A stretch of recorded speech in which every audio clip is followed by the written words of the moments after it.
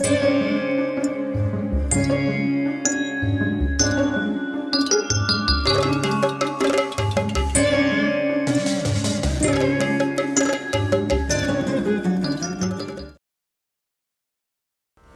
రాజుకు భోజనం గీజనం లేదైతే దీని ప్రకారంగా అనుసరించామనుకో, ఒక రాజు అనుసరిస్తాం, ఓకే అనుసరిస్తామనుకో, నిద్ర లేదు ఆయనకి.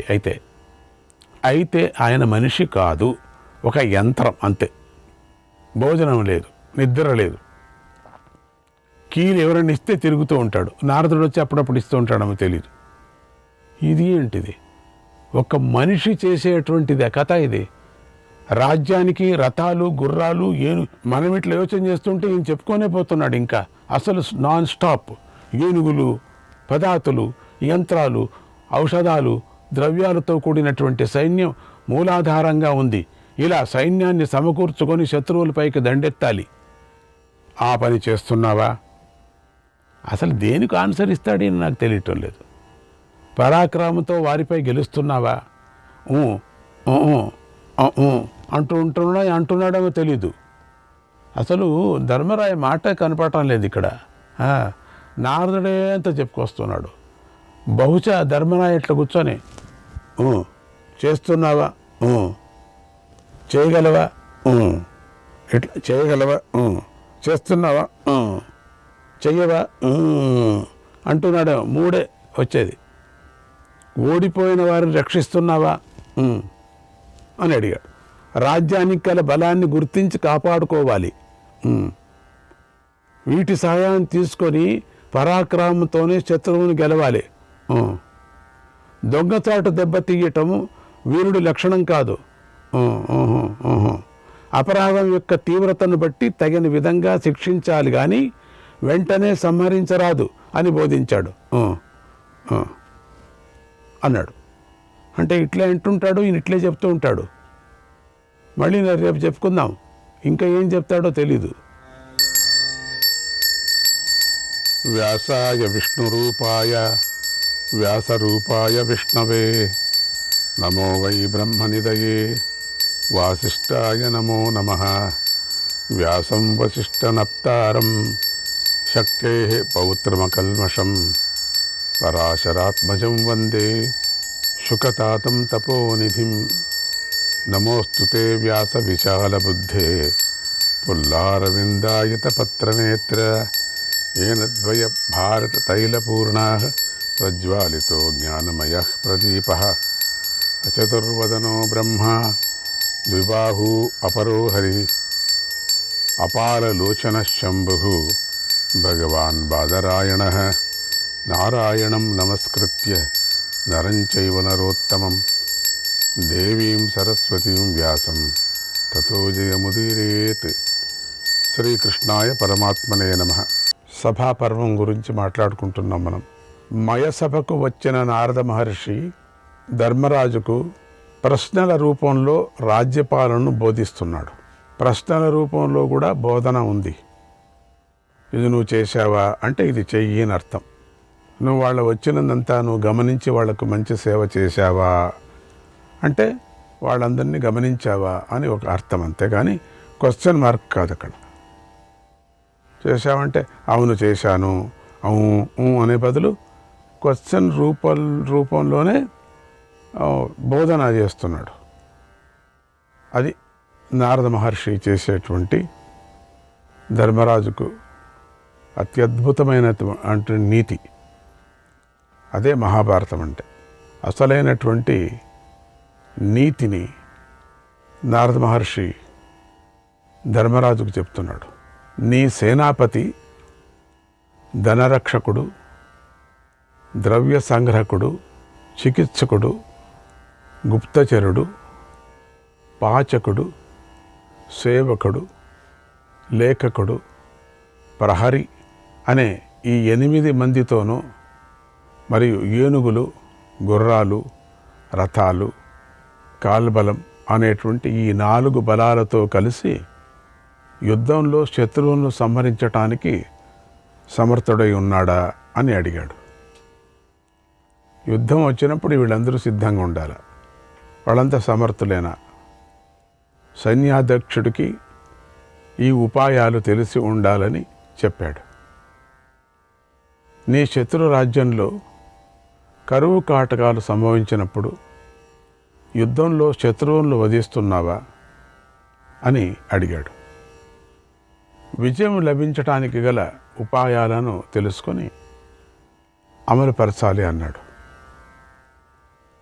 నీ చేత నియమించబడినటువంటి అధికారులు నీ రాజ్యంలోనూ నీ శత్రు రాజ్యంలోనూ ఆయా ప్రదేశాల్లో తిరుగుతూ ప్రజలను వశం చేసుకుంటున్నారా? ప్రజలకు లాభం కలిగేలాగా మంచి పనులు చేస్తున్నారా? అధికారులను కలుసుకొని చర్చించుకుంటూ రాష్ట్రానికి ప్రజలకు మంచి చేస్తున్నారా, రక్షిస్తున్నారా అని కూడా అడిగాడు. ఇది ఆయా శాఖలకు ఆయా విభాగాలకు రాజు చేత నియమించబడినటువంటి అధికారులు చేయవలసిన పని అని కూడా చెప్పాడు.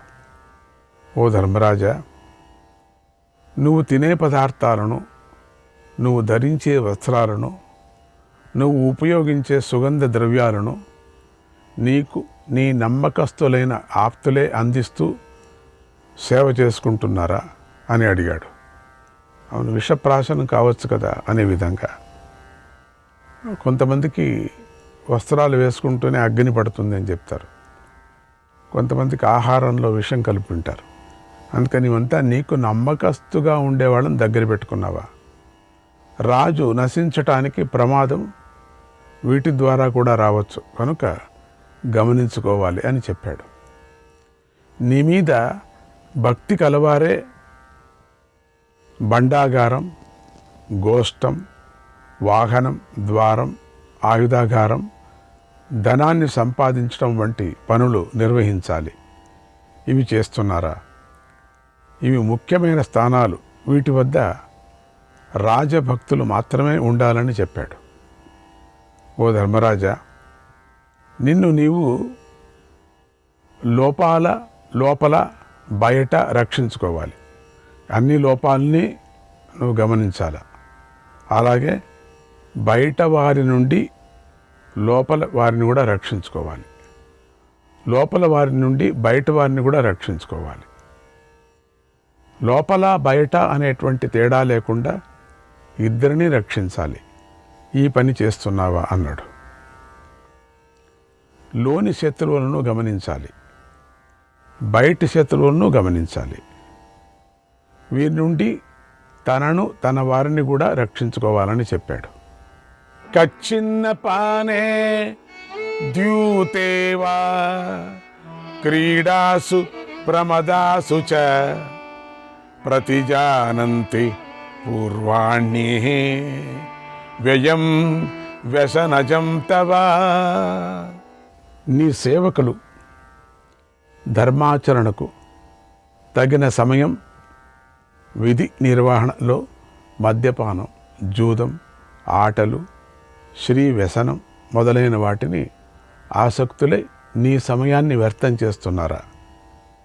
నీ ధనాన్ని నాశనం చేస్తున్నారా? అలా చేయటం లేదు కదా అని అడిగాడు. సేవకుల ధర్మాలను గమనించాలి, వారి పనితీరును గమనించి సరిదిద్దాలి, ఉత్సాహపరుస్తూ ఉండాలి అని చెప్పాడు. అంటే నీ ఆదాయంలో 4వ పాళ్ళు కానీ 3 పాళ్ళు కానీ అర్ధభాగం కానీ ఖర్చు అవుతుందా? అంతకంటే ఎక్కువ ధనాన్ని ఖర్చు చేస్తున్నావా? చేయటం లేదు కదా అన్నాడు. అధికారి ధనాన్ని నిర్దేశించినంత వరకు మాత్రమే ఖర్చు చేయాలి. తర్వాత హద్దు మీరి ఖర్చు చేయకూడదు అని సూచించాడు.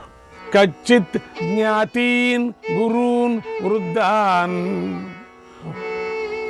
వణిజః శిల్పినః శ్రితాన్ అభీక్షమను గృహ్ణాసి ధన ధాన్యేన దుర్గతాన్. ఓ ధర్మరాజా, నిన్ను ఆశ్రయించిన కుటుంబాలకు, గురువులను, వృద్ధులకు, వ్యాపారులకు, శిల్పులకు, దీనులకు, దుఃఖితులకు, ధనధాన్యాలనిచ్చి అనుగ్రహిస్తున్నావా అని అడిగాడు. నమ్ముకున్న వారిని కాపాడాలని చెప్తున్నాడు. చాలా చక్కగా బోధిస్తున్నాడు. నీ ఆదాయ వ్యయాలను వ్రాసుకొని చెప్పేటువంటి కరణాలు నువ్వు ధర్మాన్ని ఆచరించే సమయంలో, అంటే ఉదయాన్నే ప్రతిరోజు లెక్కల విచారాన్ని నీ దగ్గరకు వచ్చి చెప్తున్నారా? జమా ఖర్చుల వివరాలు ప్రతిరోజు తెలుసుకొని తగిన విధంగా జీవితాన్ని గడపాలి. లెక్క పత్రం లేకపోతే కూడబెట్టిన ధనము, కష్టపడి సంపాదించిన ధనము దురుపయోగమైపోయి కష్టాల పాలు కావలసి వస్తుంది అన్నాడు. కొంతమంది అర్థశాస్త్ర నిపుణులను నీ మేలు కోరుతూ ఉంటారు, పరోక్షంగా కూడా మేలు చేస్తూ ఉంటారు. అటువంటి వారిని అనుమానించి పదవిలోంచి తీసేయడం లేదు కదా. అట్లా తీయకూడదు. వాళ్ళ మీద చాడీలు చెప్తూ ఉంటారు.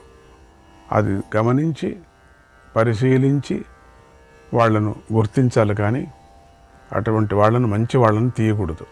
అటువంటి వారిని గుర్తించి కాపాడుకోవాలి అని చెప్పాడు.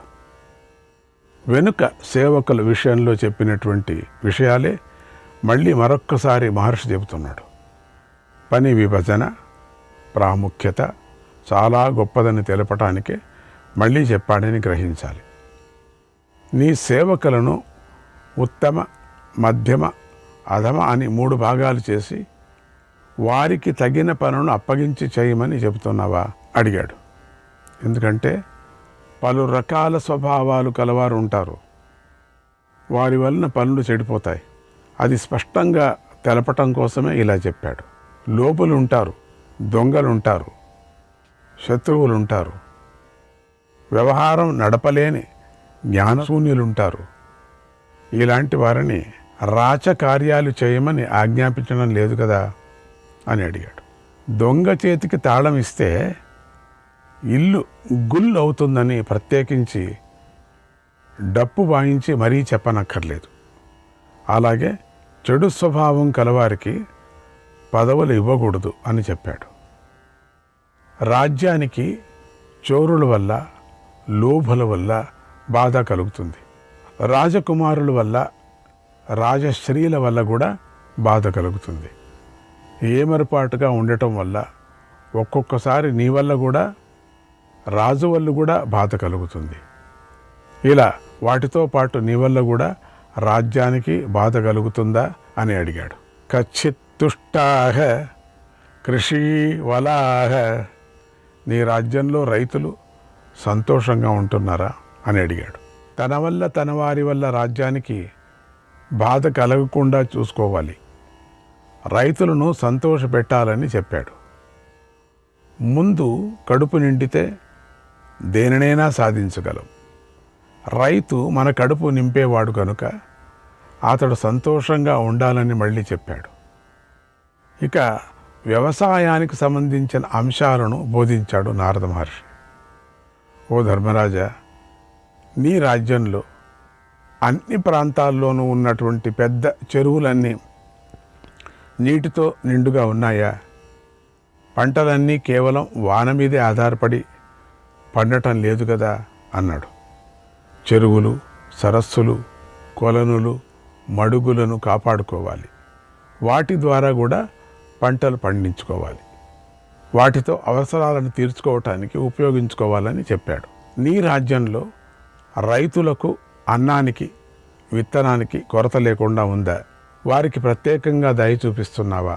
100కి 1 రూపాయి వడ్డీ చొప్పున రుణాన్ని ఇస్తున్నావా అని అడిగాడు. రైతులు బాగుండటానికి తగిన ఉపాయాలను అవలంబించాలి అని చెప్పాడు. అప్పుడే చూడండి, రైతులకి తక్కువ వడ్డీకి ఇవ్వాలని మహాభారత కాలంలోనే నారద మహర్షి ధర్మరాజుకు బోధించే విచారంగా రైతుల విచారం కూడా తీసుకొచ్చారు. ఎంత అద్భుతం! అందుకని ఈ మహాభారతం ఇప్పుడు రాజకీయ వ్యక్తులు ఉన్నారు కదా, వాళ్ళు చదివితే చాలు. కేవలం సభాపర్వం చదివితే చాలు. వాళ్ళు రాజ్యం ఏలేది ఎట్లా, రాజ్యాన్ని రక్షించుకోవటం ఎట్లా, సుభిక్షంగా ఉండాలంటే ఏం చేయాలా అనేది బాగా అర్థమవుతుంది. వ్యాస భగవానుడు ఎంత అద్భుతంగా వివరణ చేసి చెప్పాడు. ముందు వచ్చేటువంటి కాలాన్ని గురించి చెప్పాడు. ఓ ధర్మరాజా, నీ రాజ్యంలో మంచివారి ద్వారా వ్యవసాయం, గోవుల సంరక్షణ, వ్యాపారము చక్కగా సాగుతున్నాయా? ఈ వృత్తులు చక్కగా ఉంటేనే లోకం సుఖంగా ఉంటుంది, ఉన్నతి పొందుతుంది. అది జరుగుతుందా అని అడిగాడు. అన్ని క్వశ్చన్స్ మార్గంతోనే అడుగుతున్నాడు. అంటే ప్రశ్నారూపముతోనే అని నీ రాజ్యంలో ఇవన్నీ ఉంటాయా అనే ఒక నమ్మకంతో జరుగుతున్నాయా అని అడుగుతున్నాడు. జరుపు అని ఎక్కడా చెప్పటం లేదు. జరుగుతున్నాయా అంటే దీన్ని నువ్వు అమలు చేశావా, దీన్ని ఆజ్ఞ ఇచ్చి చేయిస్తున్నావా, ఈ ముఖ్యమైన వాటిని గమనించుకోవాలని చెప్పాడు. నీ రాజ్యంలోని గ్రామాలలో ప్రత్యేకంగా శూరులు, వీరులు, బుద్ధిమంతులు ఉంటారు. కుశలులు కూడా ఉంటారు. వీరు కార్యప్రారంభం నుండే మెలకువ కలిగి ఉంటారు. కార్యాన్ని పూర్తి చేయడానికి తగిన మనుష్యుల నుండి ద్రవ్య సహకారాన్ని పొందుతారు. దేశ కాలాలను గుర్తించి తగినట్లుగా నడుచుకుంటారు. ఆపద కలిగినప్పుడు కార్యాన్ని రహస్యంగా ఉంచుతారు, కార్యాన్ని సాధిస్తారు. ఈ విధంగా బుద్ధిమంతులైనటువంటి శూరులు ఈ 5 విధానాలను అనుసరించి నీ రాజ్యానికి మేలు చేస్తున్నారా అని అడిగాడు. ఆ శూరులు గ్రామాలలో ఉన్న అధికారుల పని విధానాన్ని గమనించాలి, రాజుకు తెలపాలి అని చెప్పాడు.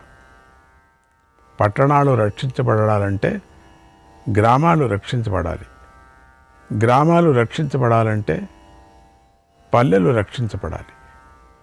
వీటిని శూరులు, వీరుల ద్వారా రక్షిస్తున్నావా? ప్రాంతాలు, గ్రామాలు, నగరాలు, వీటి అధిపతులందరూ నీకు పన్ను రూపంలో ధనాన్ని సమర్పిస్తున్నారా అని అడిగాడు. పల్లెలు, గ్రామాలు, నగరాలు రక్షించబడే విధానం ఇది. దీన్ని రాజు పాటించాలి.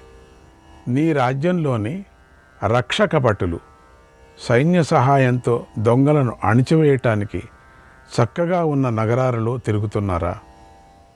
కష్టంగా ఉన్న ప్రాంతాలలో తిరుగుతున్నారా? రక్షక భటుల విధులను నిర్వహించాలని చెప్పాడు. స్త్రీలను మర్యాదగా చూస్తున్నావా? స్త్రీలకు రక్షించటంలో సంతోషంగా ఉంటున్నావా? వారి విషయంలో తగిన జాగ్రత్తలు తీసుకొని నడుచుకుంటున్నావా? వారితో రహస్యంగా మాట్లాడుతున్నావా అని అడిగాడు. స్త్రీల వద్ద పాటించవలసిన ధర్మాలను శ్రద్ధగా పాటించమని చెప్పాడు.